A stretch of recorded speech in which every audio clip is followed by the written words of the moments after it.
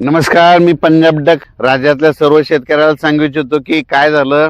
एक आंध्र प्रदेश, तामिळनाडू, कर्नाटक, केरळ ह्या पट्ट्यामध्ये एक चक्रीवादळ घोंघावतंय. तर त्याचं नाव आहे टिटवा. ते चक्रीवादळ काय होणार आहे, इकडं छत्तीसगडकडे जाणार आहे.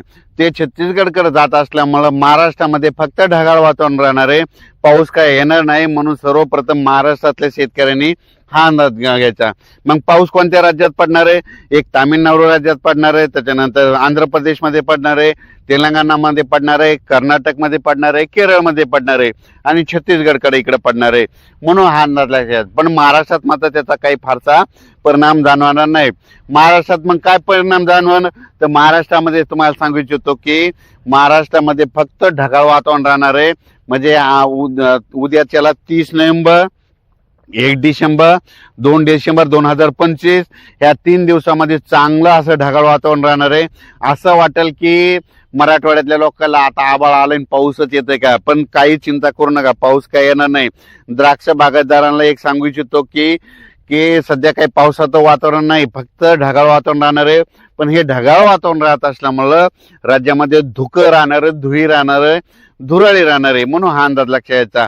मग सांगायचं झालं तर फक्त चंद्रपूर, यवतमाळ, इकडं आदिलाबाद, धर्माबाद ह्या पट्ट्यामध्ये जरा जास्त ढगाळ वातावरण राहील 3 दिवस, आणि तिकडे 2-3 ठिकाणी थेंब देखील पडतील. म्हणून ही अंदाज लक्षात यायचा.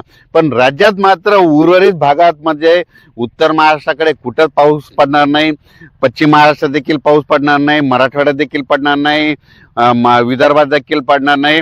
फक्त पूर्व विदर्भातले चंद्रपूर, नागपूर त्या जिल्ह्यामध्ये काय होणार आहे, थोडेफार थेंब असे पडलेले दिसतील. म्हणून हे लक्षात येतं.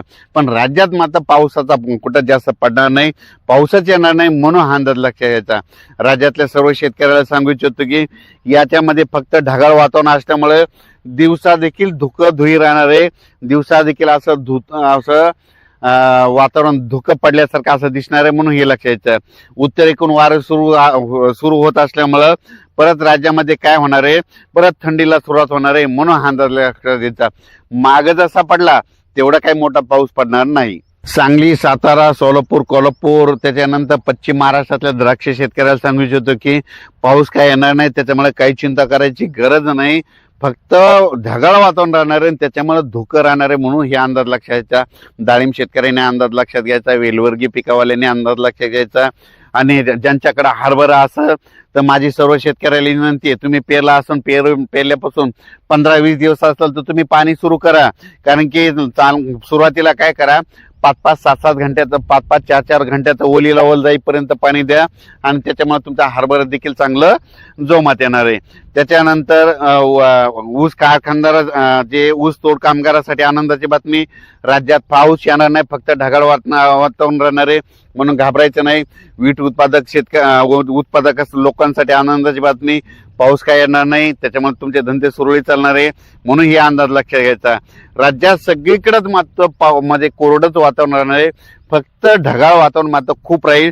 असं ढगाळ वातावरण राहील की वाटतं की आता पाऊस येणार काय, अशी परिस्थिती राहणार आहे. म्हणून ही अंदाज सर्व शेतकऱ्यांनी लक्षात घ्यायचा. याच्यानंतर लगेच उद्याच्याला अंदाज दिला जाईल.